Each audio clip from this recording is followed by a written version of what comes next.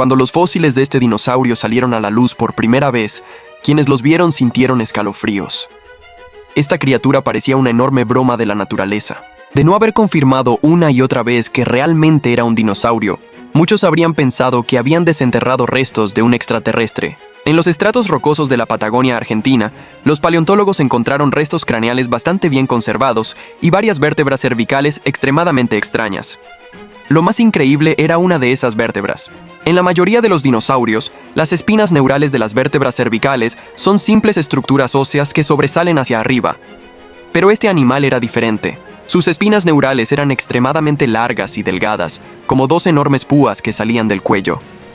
Lo más extraño era que no apuntaban hacia atrás ni hacia arriba, sino que se curvaban hacia adelante, como una fila de púas invertidas sobre su propio cuello. Este dinosaurio era el Bajadasaurus. Vivió hace unos 140 millones de años, durante el Cretácico temprano, y pertenecía a un grupo muy especial de saurópodos, los dicreosáuridos. Si no conoces esta familia, solo necesitas recordar una cosa. Eran dinosaurios que llevaron el diseño del cuello al extremo. La mayoría de los saurópodos alargaron el cuello para alcanzar plantas más lejanas y comer hojas más altas, pero el Bajadasaurus tomó un camino mucho más extraño. Parecía que durante su evolución se había dado cuenta de algo. Un cuello largo era útil, pero también demasiado peligroso. Para un gran dinosaurio herbívoro, el cuello era uno de sus puntos débiles más evidentes. Allí había vasos sanguíneos, tráquea y muchos músculos, además de conectar la cabeza con el cuerpo. Si un depredador lo mordía, las consecuencias podían ser peores que una mordida en la pierna. Por eso, el Bajadasaurus encontró una solución bastante brutal. Convirtió el punto débil de su cuello en una zona peligrosa. Podías acercarte, pero era mejor no intentar morderlo. Lo más interesante es que las reconstrucciones actuales del Bajadasaurus no se hicieron simplemente juntando fósiles. Los restos clave encontrados hasta ahora no incluyen un cuello completo, sino partes del cráneo, la mandíbula y varias vértebras cervicales importantes. Aquí está lo que realmente sorprendió a los científicos. Una sola de esas vértebras ya era lo bastante exagerada para revelar la verdad. Demostraba que el cuello del Bajadasaurus tenía espinas neurales extremadamente largas y curvadas hacia adelante. Al compararlo con su pariente cercano, el Amargasaurus, los científicos dedujeron que todo su cuello pudo haber estado cubierto por una fila de espinas similares. Además, hay un detalle muy importante. Los fósiles solo conservaron la parte ósea. Cuando estaba vivo, estas largas espinas pudieron estar cubiertas por vainas de queratina, parecidas a la capa dura que recubre los cuernos de una vaca. Si esta hipótesis es correcta, el aspecto del Bajadasaurus vivo pudo haber sido mucho más impactante que cualquier reconstrucción de su esqueleto. Sin embargo, como estas estructuras no óseas rara vez se conservan completas en los fósiles, todavía solo podemos estimar con cautela qué tan largas eran y qué tan afiladas se veían. Aún así, la parte ósea encontrada basta para demostrar algo. El cuello de este dinosaurio no era un cuello largo común, sino probablemente un sistema defensivo modificado por la evolución. Al ver al Bajadasaurus, muchos piensan que usaba esas espinas para atacar activamente a sus enemigos, pero probablemente no era así. Su verdadero poder estaba en hacer que los depredadores dudaran antes de morderlo. En la naturaleza, cada ataque de un depredador es como hacer cuentas. ¿Podrá conseguir carne con esa mordida? ¿Terminará herido? ¿Realmente vale la pena arriesgarse? Para un gran dinosaurio carnívoro, lo peor no era fracasar una vez al cazar, sino lastimarse el hocico, los dientes o los ojos. Si alguna de esas partes sufría daño, la siguiente cacería sería más difícil y hasta podía morir de hambre. Las largas espinas del cuello del Bajadasaurus probablemente existían para que los depredadores no pudieran calcular bien ese riesgo. Si intentabas morderle el cuello, primero podías encontrarte con una fila de espinas duras. Si tratabas de rodearlo, le bastaba con cambiar un poco el ángulo del cuerpo para volver a ponerlas frente a ti. Y si atacabas a la fuerza, tal vez no mordías carne blanda, sino una barrera ósea capaz de lastimarte el hocico. Eso era lo más aterrador del Bajadasaurus. El misterio de los pequeños brazos del tiranosaurio por fin fue resuelto, y la respuesta cambia por completo todo lo que creíamos saber. Cuando vimos por primera vez al tiranosaurio en los libros de la escuela, seguro todos nos preguntamos lo mismo. ¿Cómo una bestia prehistórica tan feroz terminó con unos bracitos que parecen de juguete?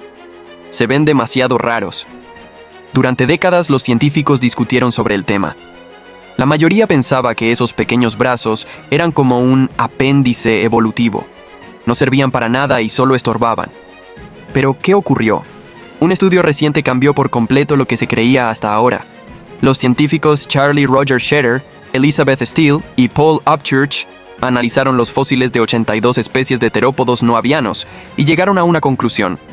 Los pequeños brazos no fueron un accidente, sino el resultado de una compensación evolutiva desarrollada durante millones de años.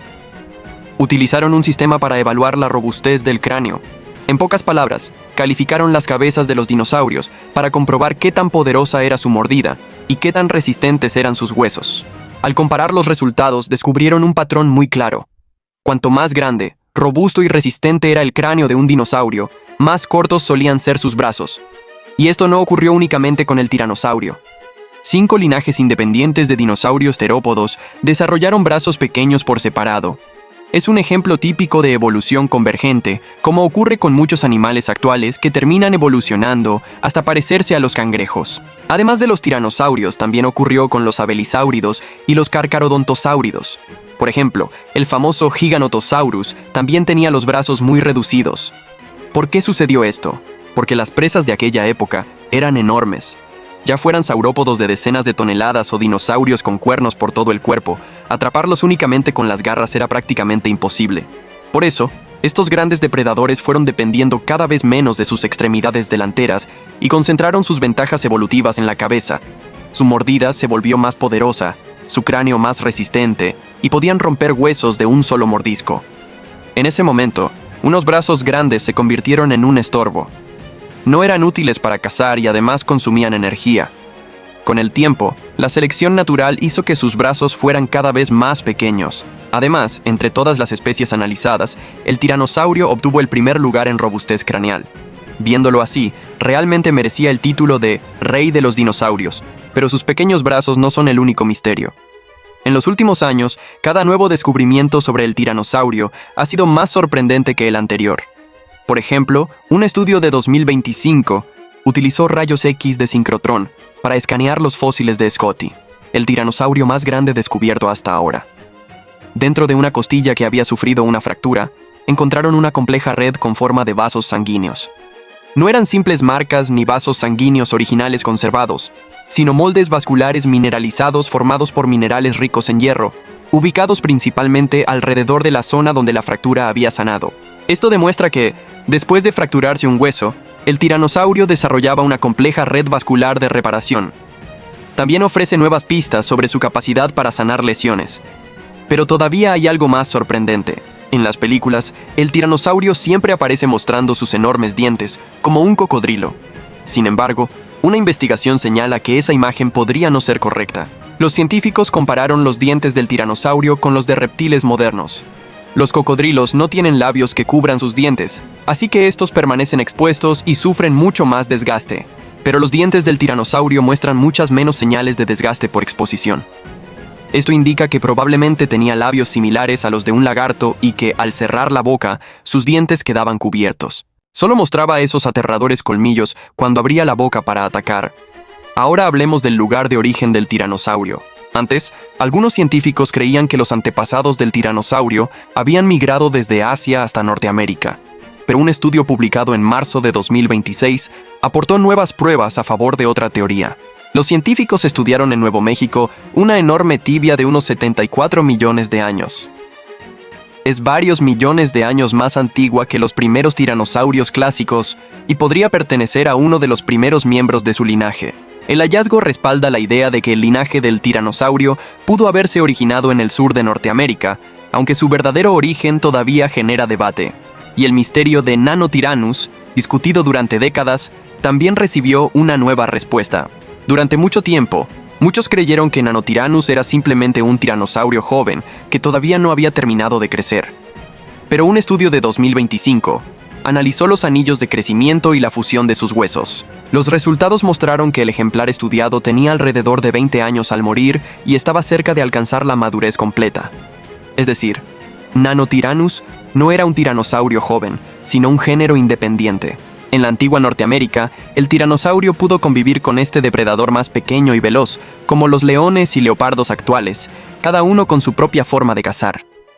Pero algunos podrían preguntarse, ¿para qué sirve estudiar a estas enormes criaturas que se extinguieron hace decenas de millones de años? La verdad es que no se trata únicamente de satisfacer nuestra curiosidad.